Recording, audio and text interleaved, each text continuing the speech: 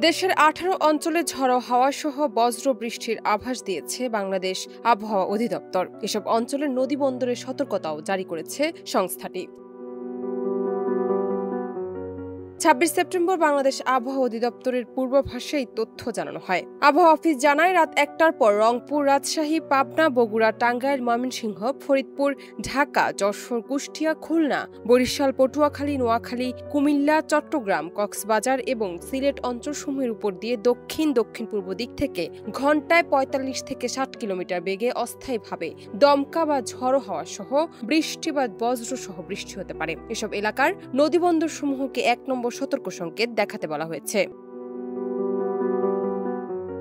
এদিকে আবহাওয়ার অপর এক বিজ্ঞপ্তিতে বলা হয়েছে, মৌসুমী বায়ুর অক্ষের বাড়তি অংশ ভারতের মধ্যপ্রদেশ, উড়িষ্যা, গাঙ্গেয় পশ্চিমবঙ্গ ও বাংলাদেশ হয়ে আসাম পর্যন্ত বিস্তৃত হয়েছে। সেই সঙ্গে মৌসুমী বায়ু বাংলাদেশের উপর সক্রিয় এবং উত্তর বঙ্গোপসাগরের মাঝারি থেকে প্রবল অবস্থায় রয়েছে।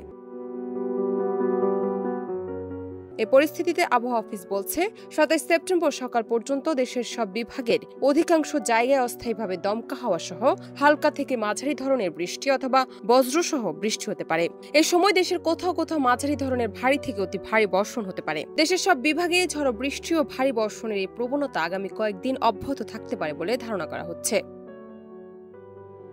ডেস্ক রিপোর্ট, দেশ রূপান্তর।